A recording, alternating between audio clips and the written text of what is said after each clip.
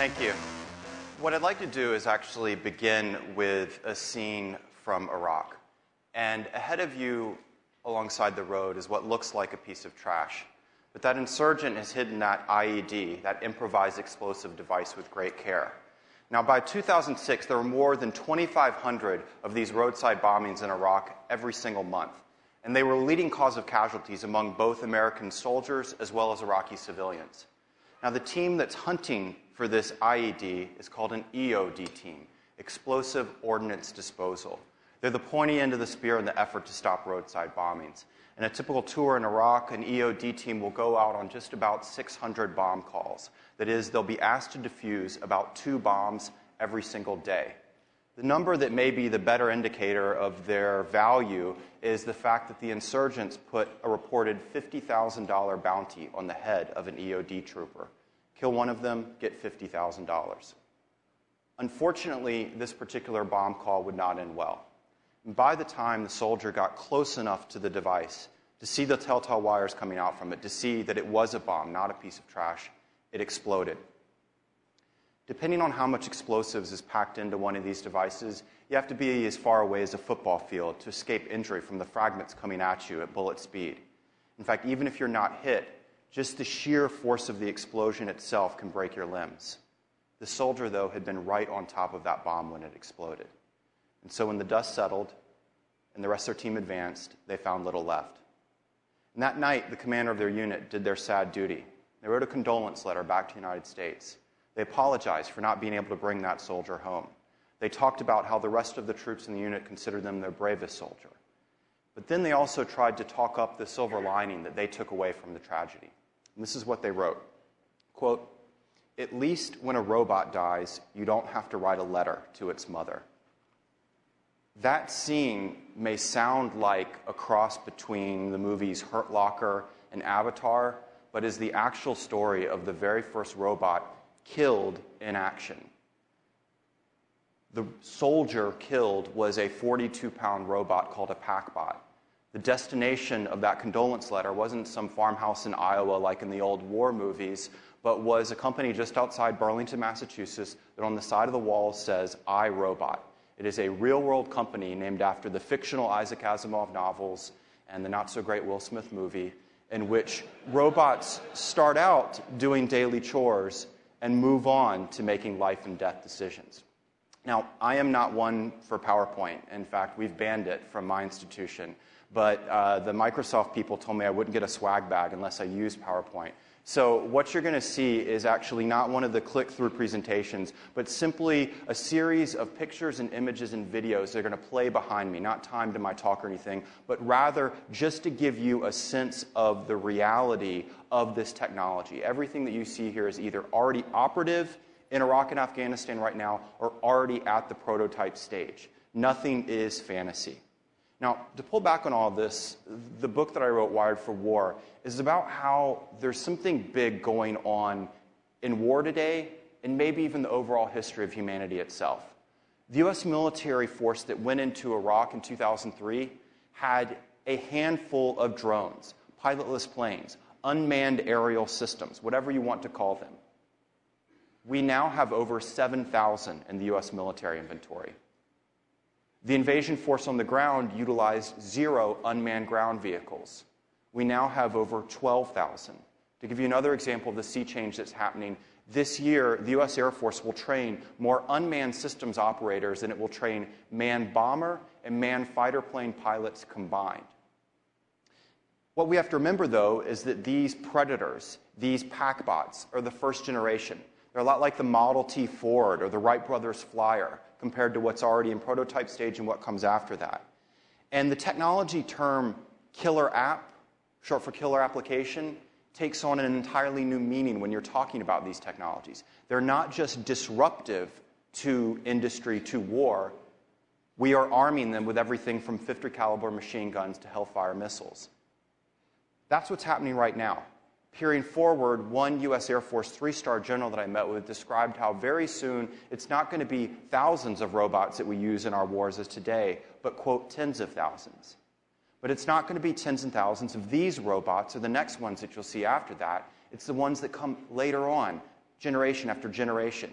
Because one of the things that you're familiar with, of course, is Moore's Law. The idea that we've been able to pack more and more computing power into our microchips such that they basically double in their power and capacity just about under every 2 years. Moore's Law in action is, for example, the reason that if you've ever gotten one of those Hallmark greeting cards that opened up and played a little song, if you've ever gotten one of those, you held in your hand more computing power than the entire US Air Force had in 1960. That's Moore's Law in action. Now, if Moore's Law holds true, over the next 25 years, our systems, our computers, but also our robots, will be 1 billion times more powerful than today. And I don't mean 1 billion in kind of the amorphous Dr. Evil 1 billion way that people use that term. I mean literally take their power and multiply it with a 1 and 9 zeros behind it. What if Moore's Law doesn't hold true? Yeah, it's held true over the last 40 years. There's no guarantee that it's going to hold true over the next 25. What if it goes just 1/100th as fast? Well, that means that our computers, our robotics, will be a mere 1,000,000 times more powerful than today. So the point here is this. The kind of things that we used to only talk about at science fiction conventions, like a Comic-Con, need to be talked about by folks like us gathered here. They need to be talked about by people in the Pentagon. We are living through a robots revolution. Now, I need to be very clear here when I say robots revolution, particularly in this state. I don't mean that the Governator is going to show up at your door, all of the Terminator movies. It's the idea that every so often in history, there's a technology that comes along that is revolutionary, that rewrites the rules of the game. And most important, it's not its capabilities that truly matter, it's the questions that it forces upon us that really matter. Questions about what's possible that we didn't have to even think about what was possible before. But even more important, questions about what's proper. Questions of right and wrong that we didn't have to wrestle with before. When you go out and ask people in the field the historic comparisons to where they see robotics now, they illustrate this revolutionary aspect.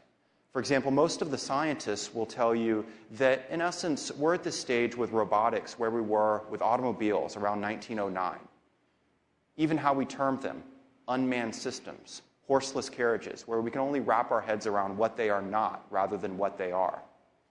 Ford Motor Company in 1909 sold just about 250 Model T Fords, but spurred on by the demands of war, within 10 years it was selling 1 million of them. But why did the automobile matter? Did it matter because you no longer have to own 4 horses and keep them in a stable? Or is it ripple effects out on the world? Mechanization in war, but also in society, which leads to things like, for example, suburbia. No automobile, no suburbia. Leads to social ripple effects. Things like dating. The very concept didn't exist before automobiles because kids had to court on their parents' front porch before they got the freedom of the automobile. We see environmental effects that come out of that with global climate change. But even more important, we see a demand for an entirely new rules of the road, traffic laws that we didn't have to conceive of before, and rules that require an understanding of the technology itself. So, for example, the very first traffic laws entailed that someone was supposed to walk in front of the horseless carriage with a flag to warn people, and when they got to an intersection, they were supposed to fire off a flare. Another parallel that people make, and this is one that Bill Gates made, is that we're with robotics right now where we were with the computer back in 1980. Big, bulky device, limited set of functions that we figured out for it, and most importantly, the military is a prime spender on research and development, as well as a prime spender in terms of client for the marketplace. But again, why did the computer matter? Well, very soon, we learn more and more functions for it. And soon it gets to the point that we stop calling them computers anymore. I have a computer in my kitchen. I call it a microwave oven. I drive a car that has over 100 computers. I don't call it a computerized car. And the same thing is playing out with robotics. So, for example, you have the new Lexus that parallel parks itself. Or you have the Volvo and the Mercedes-Benz cars that have crash avoidance technology, which is a very nice way of saying the robot car takes over because the stupid humans don't look in their blind spot a lot. But again, computers matter not just because of the processing power, but the ripple effects out on our world. They lead to things like, for example, billions of dollars made in a nanosecond on Wall Street, billions of dollars lost in a nanosecond on Wall Street. We see changes in social relationships. I can friend someone that I've never met before.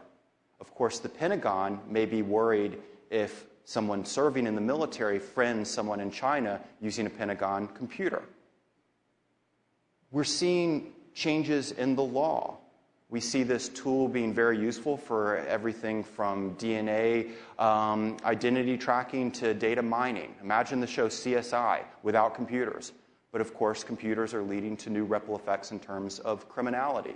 Imagine explaining to your grandparents identity theft and what exactly that is. The point here is that, again, it's these ripple effects that make something notable. The final parallel that people make, I think, is an instructive one. They say it's a lot like the atomic bomb. That is, an incredibly cutting-edge, even elegant technology, but also a genie that you can't put back in the box. The underlying point here is that we often want to focus on the technology itself when it's its ripple effects on society, on war, on politics, on business, on law that truly matter. Now, I'm someone who's interested in the war aspects of this. And so several years ago, I set out on a journey basically to gather the stories of anyone and everyone working in the fields of robotics and war today. So what's it like to design a robot? What's it like for the science fiction authors who are advising the military on what to build? What's it like to be a 19-year-old sitting in Nevada, flying a plane that's over Afghanistan? What's it like to be the 4-star generals in command of them? What about the politicians? So I interviewed every single civilian service secretary. How does it affect when and where we go to war? The opposite side of the coin. What do insurgents think about our robots? What do they think about you and me sending robots out to fight them? The war of ideas. How are journalists covering this? Not just in the US, but journalists in places like Lebanon or Pakistan. And then finally, the right and wrong of all of this. What do military JAG officers think about what's happening? But also, what about people at places like Human Rights Watch? And so, in essence, these stories are fascinating but also important, but I think they illustrate these ripple effects that come out from this. And so what I'd like to do in my remaining time is basically walk you through these ripple effects that I think are interesting and particularly relevant to our field here. Now, the first of these, as you're seeing, is that the robotic revolution is not just going to be an American revolution. There is a rule in both technology and war. There's no such thing as a permanent first mover advantage. So, quick show of hands here. How many people in this room still use your Commodore computer? How many have ever used a Commodore computer? Okay, we got some. Same thing plays out in war. The British invented the tank. The Germans figured out how to use the tank better. And so a challenge is that the United States is very much ahead in military robotics right now, but we shouldn't be arrogant about it. There's 43 other nations out there that are building, buying, and using military robotics. Nations like Russia, China, Pakistan, Iran, as well as allied nations like Great Britain. For your work, this raises certain challenges in terms of the cross between intellectual property and counterintelligence. That is, if this is a field that is critical to American national security, then we will see attempts at stealing information and everything from design, but also how you actually interfere with everything from design to operation. And we're already starting to see nodes of that. Two good examples. One is a robotics company that a couple years ago went to the Singapore Arms Show, where they saw a clone of one of their robots being displayed for sale. Another manufacturer described how they have 5 different dedicated cyber war campaigns against them right now. Now, in many cases, we are our own worst enemies here. You may have heard about the recent news that insurgents were actually watching the video feed that Predator drones and other drones were sending down in Iraq. And this came out of 3 things. The first was the unexpected growth of this technology, going from using 0 to 7,000 in a couple of years. And because of this, we have a mishmash of software, some of it proprietary, some of it not. The second aspect is that they knew about the flaws. They knew that this could be tapped into as far back as 2000. but we underestimated the pace of technology. So what took very sophisticated technology to do in 2000 to watch this video feed, by 2009 required a $30 piece of software that you could download off the internet. It was software that was designed essentially for college kids to illegally download movies. And then the third part, our own arrogance. Again, we knew about the vulnerability going back to 2000, but as one defense official put it, we didn't think anyone in the Middle East could figure it out. Now, the point here is that this is not a huge risk in terms of people taking over controls of the predators, but it was useful to them. It was a lot like being able to listen in on a police radio scanner. They were getting information that we didn't want others to have. But what this illustrates is where we are headed down the road. That is, as we utilize more and more systems that are digitally controlled, that don't have people inside them, we move from battles just of destruction into battles of disruption, jamming, deliberately clogging the bandwidth, and even persuasion, where the intent is to seize control of the system and make it do something that the owner or the operator doesn't want it to do. That is, to co-opt and persuade it. Things like recode all American tanks as enemy tanks, or change the GPS coordinates of where you're going to send that JDAM bomb. But there's something broader here to think about in terms of the global situation. Where does the state of American manufacturing, where does the state of science and mathematics training in our schools have us headed in this revolution? What does it mean to be sending out more and more soldiers with hardware that's made in China and software that's increasingly written in India? Or to put it more broadly, what does it mean for American national security when the number of students with degrees in IT and engineering is the same number as we were producing in 1986, but since 1986, the number of students with degrees in parks, recreation, and leisure studies has gone up by 500%. What does that mean for us? What does it mean that we are one of the few high-tech nations that doesn't have a robotics strategy? One of the interviews I did was of a U.S. Air Force officer who's stationed in Japan, and his role is to basically keep a track of global technology trends, particularly in unmanned systems. And this is what he had to say, quote, "The Chinese are kicking our butts while we sit on our thumbs." But you can't just focus on states. Just like is what happened in software, warfare is going open source. That is, this technology is not like an aircraft carrier, an atomic bomb, where you need a massive industrial structure, not just to buy it, but even to use it. A lot of the technology is commercial, off the shelf. Some of it's even do-it-yourself. The editor of Wired magazine, for example, built his own version of the Raven drone, that hand-tossed drone that you saw the soldier using in Iraq and Afghanistan, built his own version for $1,000. A particular area of concern, then, is the cross between this technology that is, in essence, flattening and proliferating and the realm of terrorism. For example, during the war between Hezbollah and Israel, you had a non-state actor versus a state, but it didn't stop that non-state actor from being able to fly 4 unmanned drones back at Israel. Or we had another incident of a radical website that offered users the capability of remotely detonating an IED in Iraq from the comfort of their own home. And where we're headed soon is, again, advancing in this technology. So, for example, roadside bombs are not always going to stay immobile by the road. They will be able to get up and move.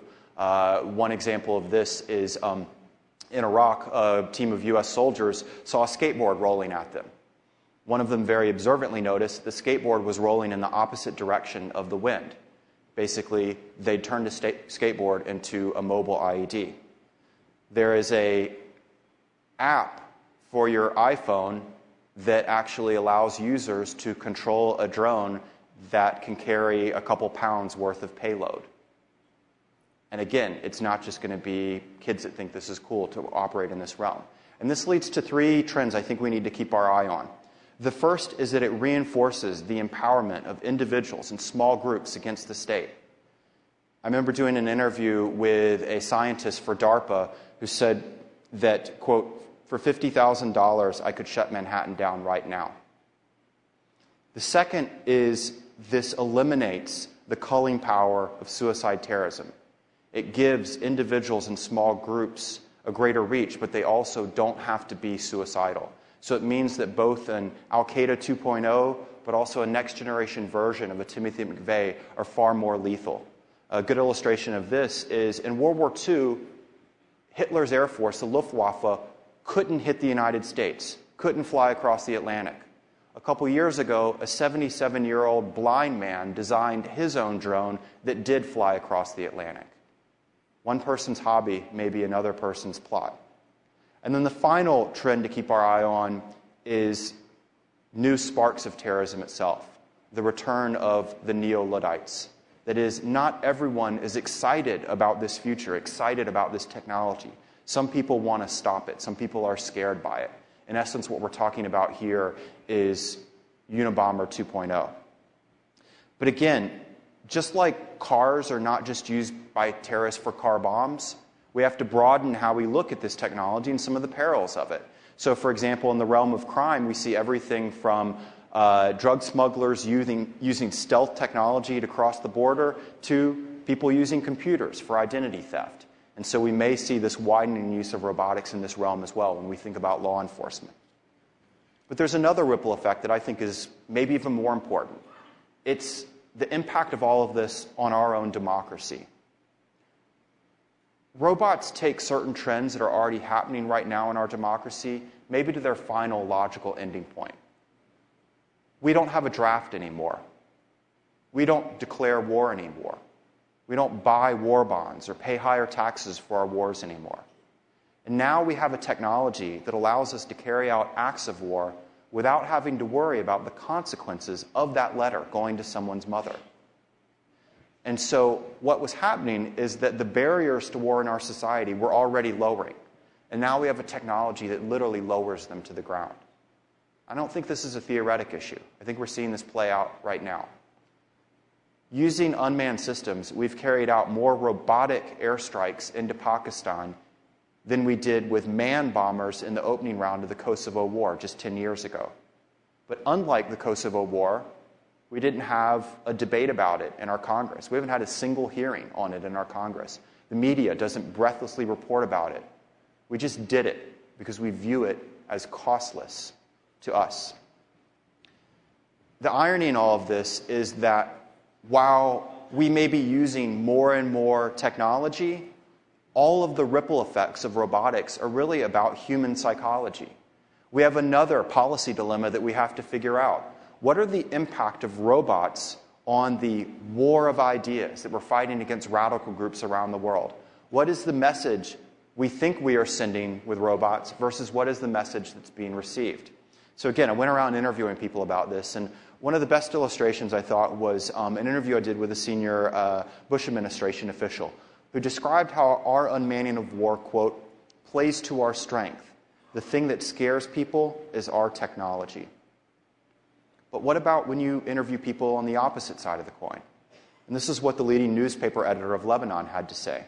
And actually, while we were talking, a drone was flying above him right at that moment. He said, quote, "It's just another sign of the cold-hearted, cruel Israelis and Americans who are also cowards because they send out machines to fight us.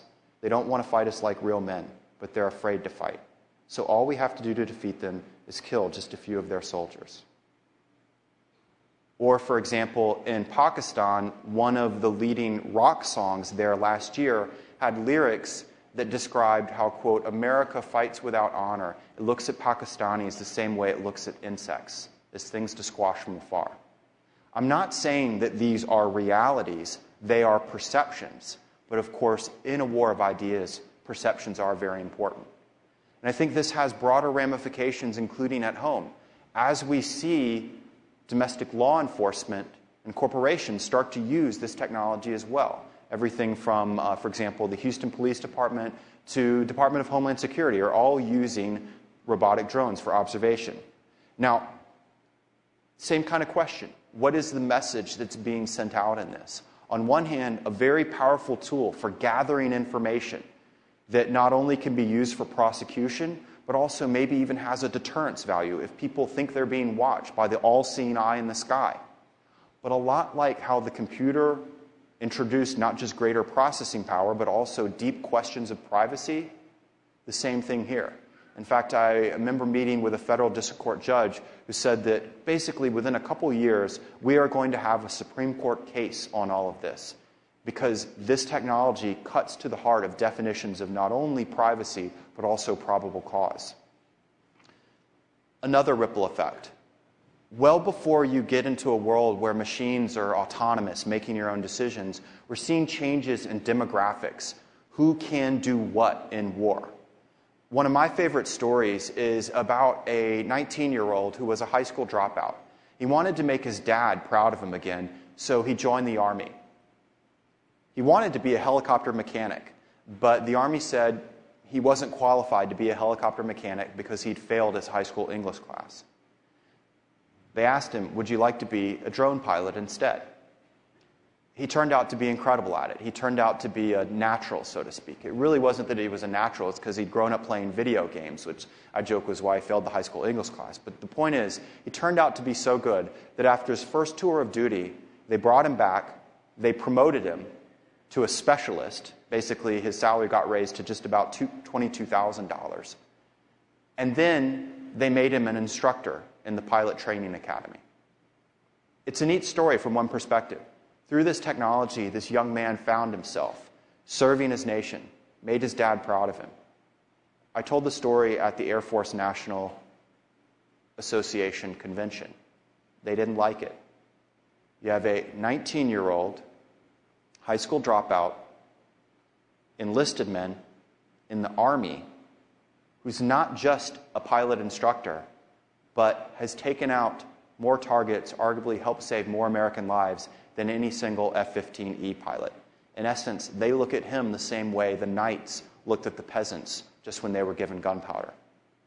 But as you saw, robotics are not just things that move around beside us like a R2-D2, they also are changing us themselves. We're starting to put technology within us.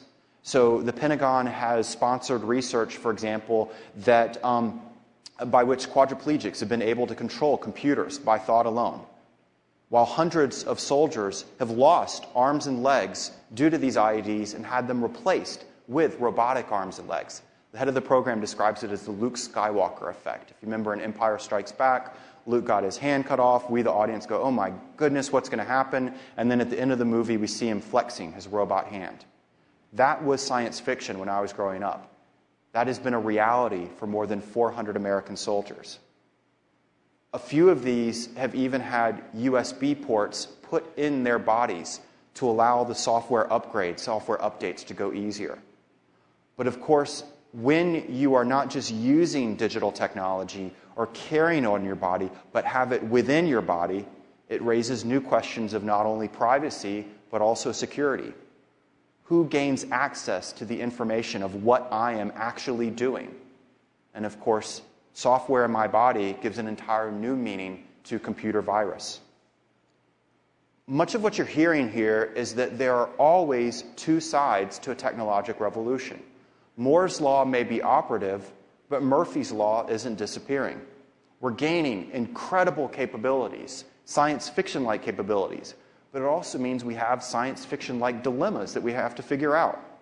Now, sometimes people say that when things don't work out with our robots, it's just an oops moment. And that's what a vice president at a robots company said to me. It's just an oops moment. Well, what are oops moments when we're talking about robots and war? Sometimes they're kind of funny.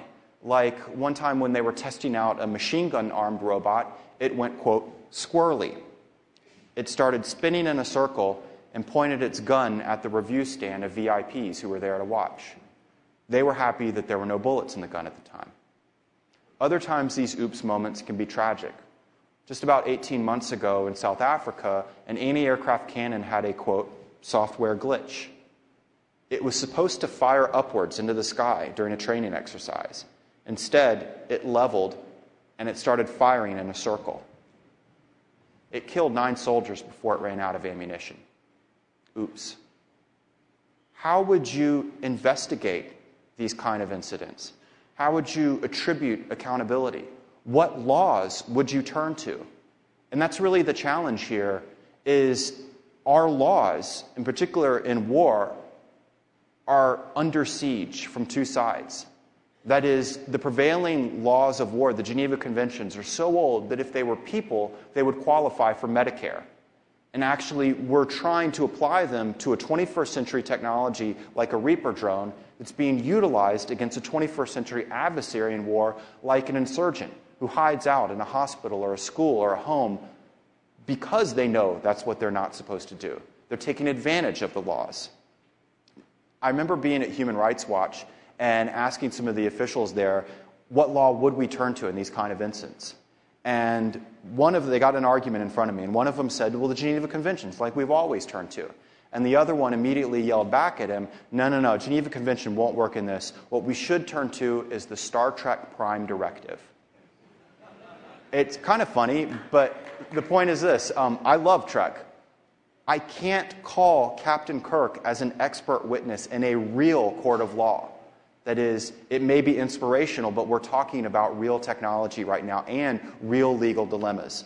And this leads to what I think is the last ripple effect that's important, the ethics side of all of this. Now, when you talk about robots and ethics, people say, oh, you mean Asimov's laws, right? Wrong. There's three problems with Asimov's three laws. The first is they're fiction. How would you program, how would you turn robot shall not harm human into a series of zeros and ones? Not that easy. The second problem is they're fiction. Asimov created them as plot devices. In all of his stories, they try and follow the laws but end up violating them. As the poster for the movie version of iRobot put it, rules were made to be broken. And then the third problem is we're deliberately violating these laws. You don't give a robotic system a .50 caliber machine gun or a Hellfire missile if not to harm humans. That's kind of the point of it. Or I don't want a system that takes orders from any human, like they would under Asimov's laws. I don't want a robot to walk up to Osama bin Laden and he can reprogram it easily enough. But most importantly is that that's a bit of a misdirection. It's not the ethics of the robots that matter. It's the ethics of the people behind the robots that matter. Think about these questions. What kind of robot should we build? What kind of software should we design? What kind of attributes should they have?